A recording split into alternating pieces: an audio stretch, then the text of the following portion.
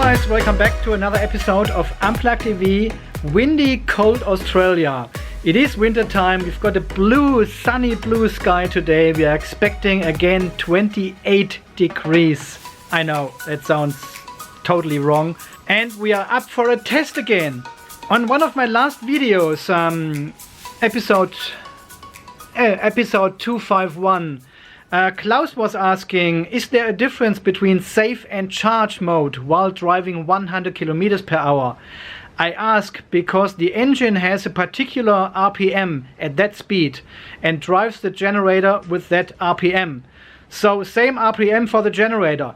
Is it possible to generate more power, charge, with the same RPM, or does the electric power the generator can produce relate to the RPM? And there are some following questions as well, and heaps of people are interested in this whole situation now.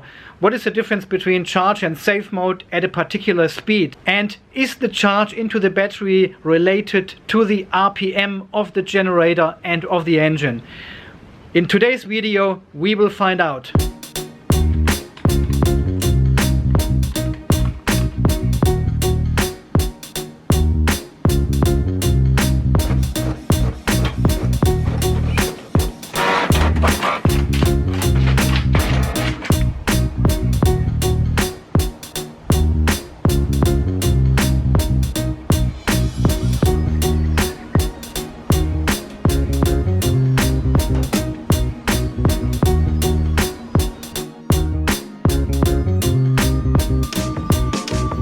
Okay, to answer this question precisely, we have to do some theory before and then we do a test drive to confirm our theory. Let me just prepare the...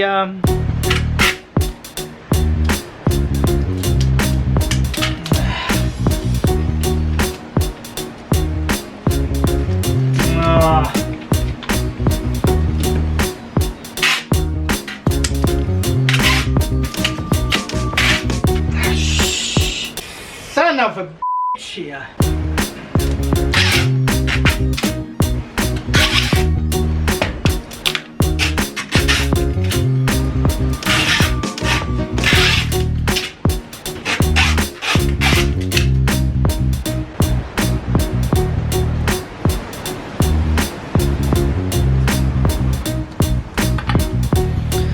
Okay, let me explain. We've got the engine in the PHEV. We've got the generator who charges the battery. The engine has a fixed connection to the generator, and as soon as the engine starts, the generator starts turning as well and producing electricity. So the engine runs, drives the generator, charges the battery. But I don't know if you know that the battery can also power the generator, who then starts the engine. So the engine itself has no separate starter. It uses the generator as a starter motor for the engine. So there is power going from the battery to the generator, and then it starts the engine. Just to make this clear, but this is not our concern today. And then we have also the situation that the engine can drive our wheels directly. So there's a direct, I call it clutch. So via a clutch in the transmission somewhere, the engine can drive the front wheels directly. And now the question is, once the engine starts and drives the generator, does it produce a certain amount of power to the battery? And is this power related to the RPMs of the generator and the RPMs of the engine?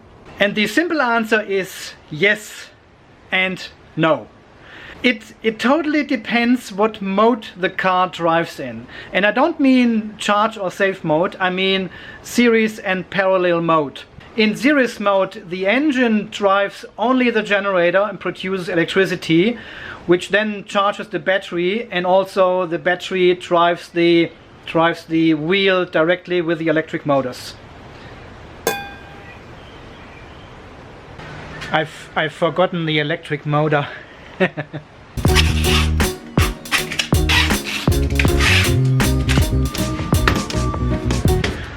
Fixed. So in series mode, under 70 kilometers per hour, the engine drives the generator, produces electricity, charges the battery, drives the motor, and this motor drives the wheels.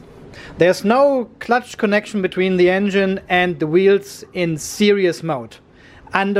In slow speeds, under 60, 70 kilometers, 75 kilometers, series mode. In a series. And in this case, what we will see later, the engine changes its RPM depending on your gas pedal. So if you press the accelerator hard, the engine revs up, the generator revs up and produces more electricity for the electrical system for the drive, and the car accelerates. So in this case, in series mode, the electric charge is directly depending on the RPMs of the engine and generator. Okay, so what happens if you drive faster than 75 kilometers per hour? Well, I don't know, just my camera battery died. I have not charged it, of course, so no wonder that. Okay, it doesn't really matter, we just keep going. So in parallel mode, the engine and the electric motor work in parallel on the wheels to drive the car, which means the clutch is closing, the engine drives the front wheels, and if we need more power, the battery powers the motor, which then drives the front wheel as well at the same time as the engine. So both systems, electric and petrol engine, can power the car. So what happens in this case when we press the accelerator? Because the engine has only a 1-gear clutch. This is almost the same as the 5th gear in a normal gearbox. So the engine always is connected via the 5th gear to the front wheels. But we also know once the engine is started, the generator produces electricity to charge the battery and delivers energy to the electrical system. And here comes the really clever and interesting and well designed and engineered part what Mitsubishi did.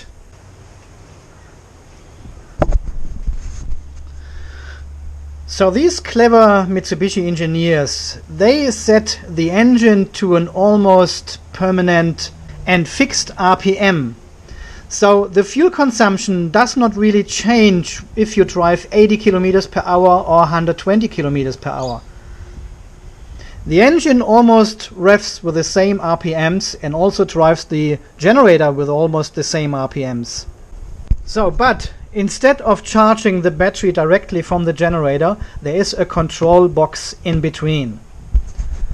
And the control box is connected to the ECU of the car. So let's assume we have a constant fuel consumption of the engine. It revs with a constant RPM. And we take this little magnet here as a level gauge inside this ECU controller here.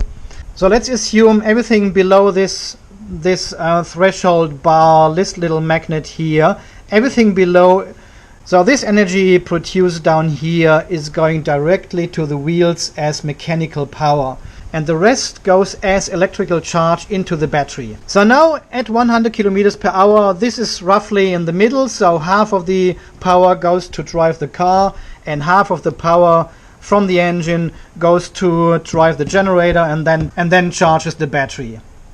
So when you put your foot on the accelerator now, obviously you need more power from the engine and demand more power to drive the car faster. So this portion will rise. You need more mechanical power to drive the car directly, and the ECU tells the controller box, please charge the battery less.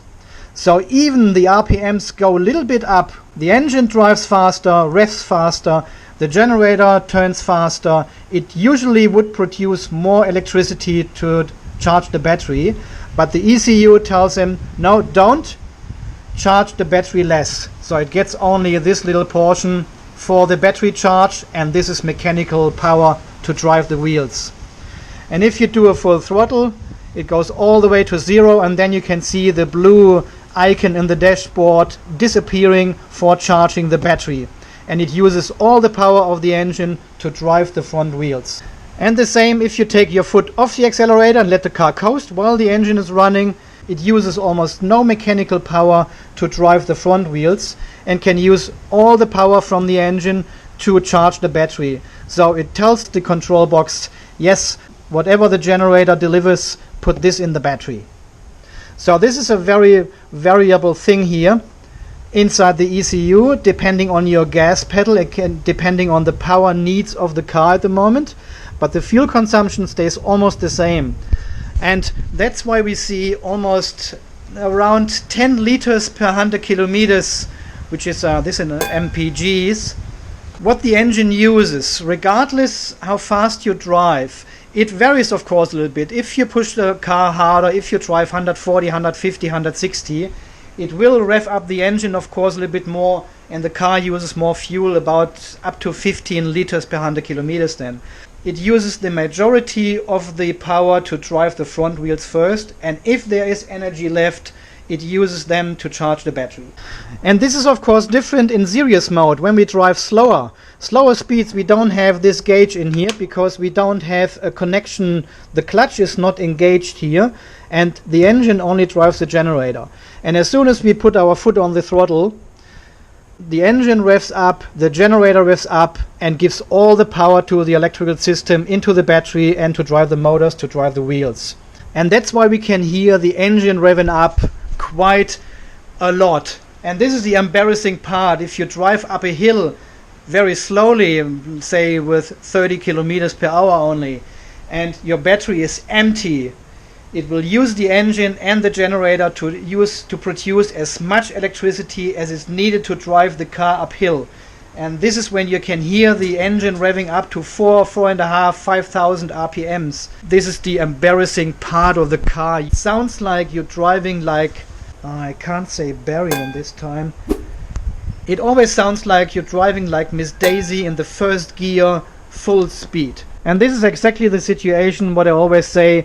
I always engage my charge mode early when I have about 4 or 5 kilometers left in the battery on the GOM, to avoid this embarrassing moment and situation. Yeah, and of course this all depends on the battery charge as well, so on the state of charge. If the battery is empty, it can take more power, so the generator will deliver more power through the control box. If the battery is almost full, 80-90% or something, it turns the power of course down to not overcharge the battery. So all this system takes care of this as well. So quite a complicated and well engineered system, right? The theoretical part is always boring. Okay, let's go for a drive.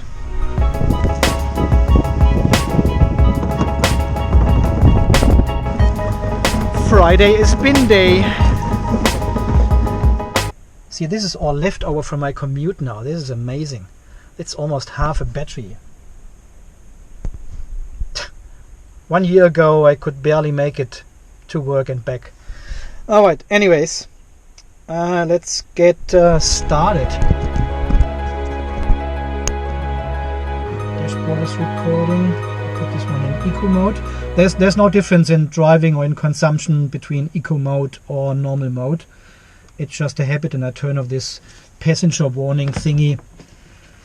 This acoustic, what's it called? AVAS, acoustic warning. I don't know what it is.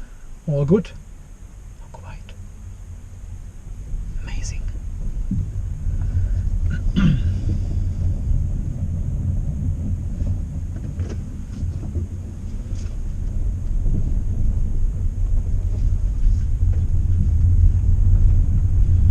15 kilometers left on the gasometer. I will do my normal route to Crominia because this is fairly flat and we can really test the different states of the engine. Okay, let's go around the block and burn some energy first. Okay, we leave it on this one here. You can see the kilowatt current. Yeah, the current is the kilowatts out of the battery, and the motors are what the motors are. So there's always a little bit of difference, of course, because the car uses energy as well. And you can see the dashboard as well. I don't film the road today. We are not focusing on where I'm driving. Oh god, I'm burning some fuel today. I haven't turned on the engine for a while, really. A little bit of hybrid driving this week to customers, but there was like 0.2 liters per 100 kilometers, so it was fairly close to make it in full electric. Okay, that's the battery temperature. The car was not charged overnight, of course, 17-19 degrees. I'm just hammering it a little bit now to get rid of some charge. The battery is low enough anyway, so it doesn't really matter. We just go to the shop now, and then we drive to Cominia and I start the engine, and we can have a look at the figures and numbers then. Yeah, since I got the car and the dog, I did a lot of observation, of course, about all these numbers and figures, and I could find that the engine almost stays at a constant RPM speed regardless what you drive, because it always puts the excess energy into the battery via the generator. And firstly I thought, this is really a bad system, because you're wasting the energy to charge the battery while driving. Why is it not only driving the car and using far less energy? But it makes sense. After a while, if you think about it, if you compare all the numbers and figures, it makes sense to do that. It keeps the engine in an optimal spot, in a sweet spot basically. From the RPMs, from the emissions, from the torque, everything runs optimal. It runs optimal, and it uses the excess energy to charge the battery. And if you put the foot down a little bit more, if you demand more power, it charges the battery less and gives the car more energy, of course, than more power as a mechanical work. And we've got strong winds today, so when we drive on the plane to Cominia, we may have some variations in the whole system because we've got so strong headwind. It still gives us the major idea what is going on in the car. Beautiful sunny day today, amazing. Looks like this crisp cold winter weather you have in Europe, but this one is warm, crisp winter weather. It's just insane. Alright, I'll put the car in charge mode now. We are driving, let me set the cruise control here to around 80 kilometers first. There we go. Okay, let me start the engine already. It takes some time to warm up anyway. It always warms up in series mode, and as you can see, it's not really charging. We are still using 26 kilowatt out of the battery, even the engine is running. So the generator spins now already, as we can see here, 4,100 RPMs of the generator, but there's no power going into the battery at the moment as long as the warm up phase is. I'll just drive 80 at the moment, that's fine. If someone wants to overtake me, that's cool. Now the engine is cold, 21 degrees only. 14, and now it turns over to parallel mode. So the engine drives now the front wheels and also charges the battery. And we can see we're still having minus 10 kilowatt now, 11 kilowatt. The engine revs with 2,150 RPMs roughly at 80 kilometers per hour as per GPS. You can see all the numbers. 11 kilowatt into the battery, and the generator runs with 5,860 RPMs at this speed. And for 15 kilowatt being generated by the generator. Bottom right hand corner here. But only 11 going into the battery, so the rest has been wasted, converted, being used by the car while driving. Okay, I'm accelerating now to 100 kilometers per hour, 100 as per GPS. Okay, so the engine revs now with 2,600 RPM, a little bit higher than before. Oh, this road. the generator you revving with 7,300 RPM, so a little bit faster, 11 kilowatt into the battery. Even the generator spins a lot faster. So in theory it should create more energy now, but it doesn't put more energy into the battery. Okay, let the car coast, B0, and the generator still spins 6,700 RPMs, and we are charging with 18 kilowatt. And now this little bar is all the way down because we don't demand any power to drive the car, and all the power can go into the battery. You can see 18 kilowatts now. The car is slowing down, of course, now. And there's no one behind me, there's no one in front of me. The roads are totally empty this morning. Fantastic. Just let it slow down a little bit. Okay, let's accelerate and have a look at the kilowatts going into the battery. See, I'm accelerating. It shows plus, so this means the motors support the system. There's nothing going in the battery, it's the opposite. The battery is delivering energy to the motors. Only minus is charging, plus is delivering. So very little charge. I'm still accelerating, 110. And now when I take my foot off, see the power meter goes down, minus 16 again. Let the car coast. Should go down, should go up to 16, 18 kilowatts again.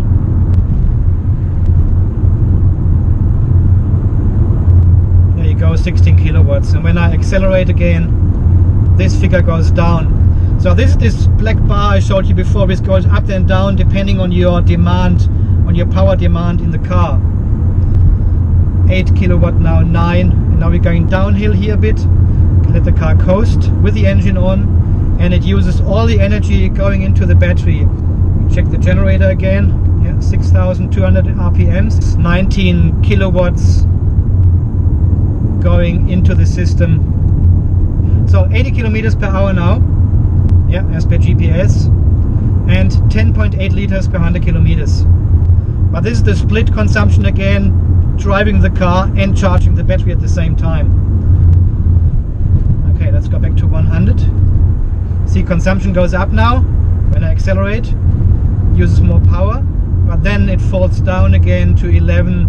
It's fairly constant. It's not like it's going up to 30-40 liters as you see this in combustion engine cars when you accelerate. This is not the case in the PHEV, and this is where the fuel economy, the savings are coming from. Okay, let's check the 99 kilometers per hour. One more. Back to 100. Oh, I need to steer to the left with this wind. So it charges the battery 11 kilowatt as always, and uses again 11.6, a little bit more energy, a little bit more fuel consumption, but we're going uphill now. And the wind is so strong. Flat road, 11 liters per 100 kilometers, which would be insane on 100 kilometers per hour. But this is the additional load the battery takes now.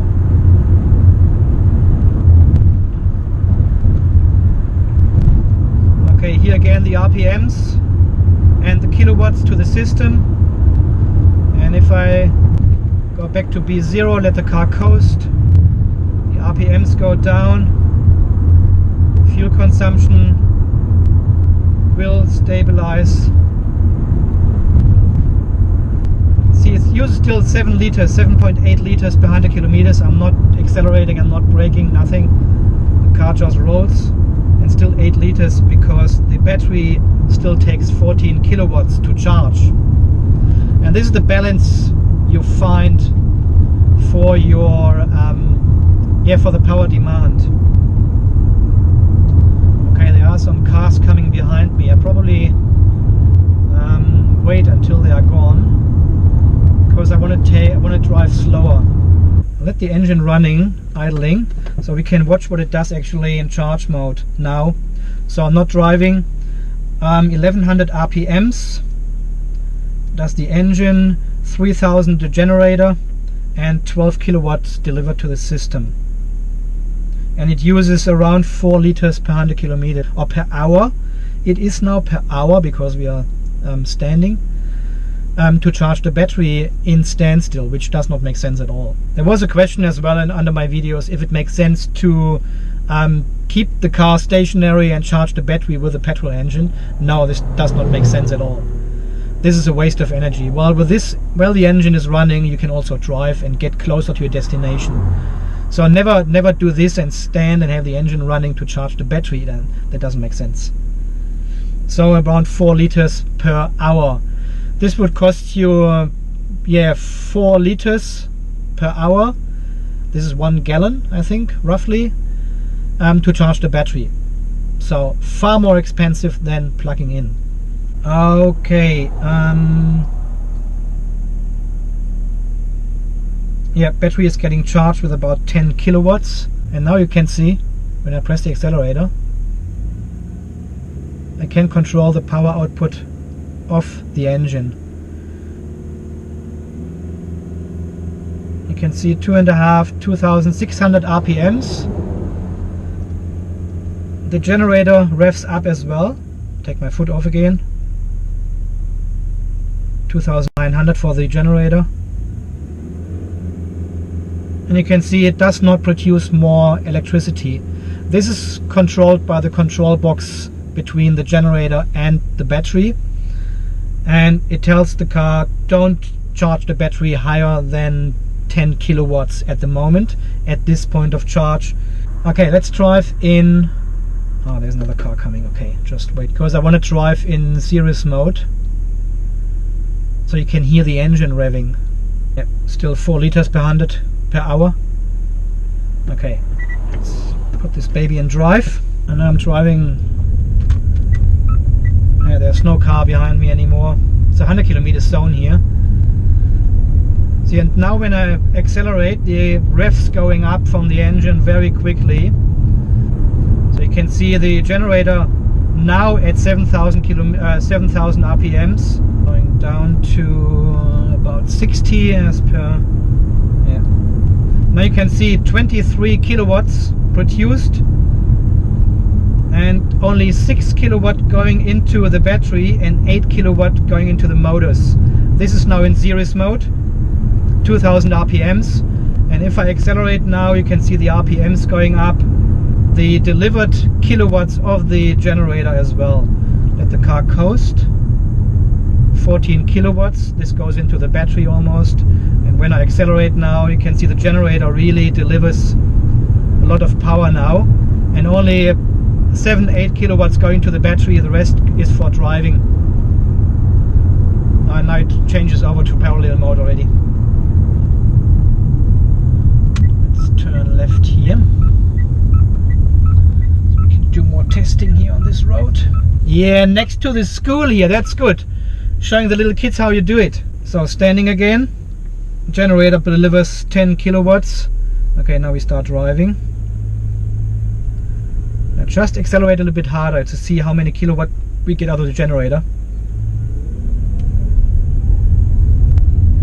Yeah, the battery kicks now in and delivers the rest power. See, 30 kilowatts now with the generator, but only 7 go in the battery, the rest is for the motors. So it splits it up there. Alright.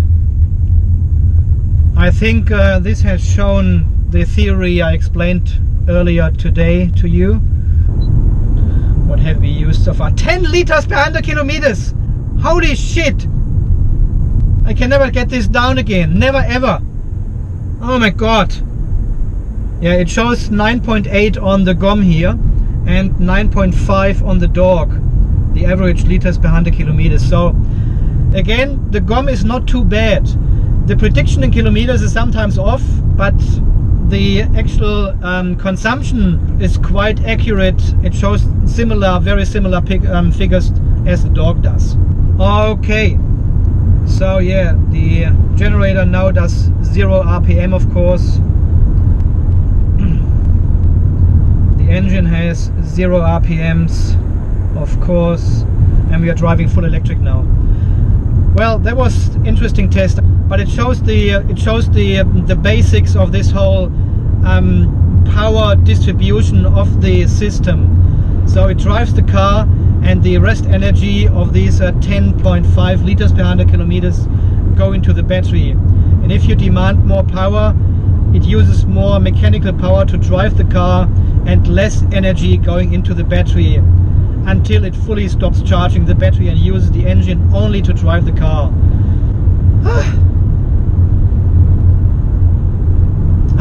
Finally a nice long video again, as you requested. Thank you so much. Okay guys, so far this video. If you have any further questions, let me know down in the description below. And yeah, this was actually a test we haven't done before, but I think I've shown the basics in today's video, and you probably need to watch it 7 or 8 times until you get all the details, until you understand what is going on. But this is basically how it works. And guys, as always, thank you so much for watching. Thanks for all your support. This is Andy from Unplugged TV Australia, signing off. You stay charged, drive electric, and we will see us again in the next video soon. Okay, now I really did drive sportive. It shows always sportive in my case here, I don't know why. Just want to check on the consumption. 5.7 liters per 100 kilometers on this test, and 6 liters here on the GOM. So again, very close together. This one just changed from 5.9 to 6 actually while we were parking here. 2.6 liters! 2.6 liters used for this test! Jeez! Okay, I don't know what all this means here.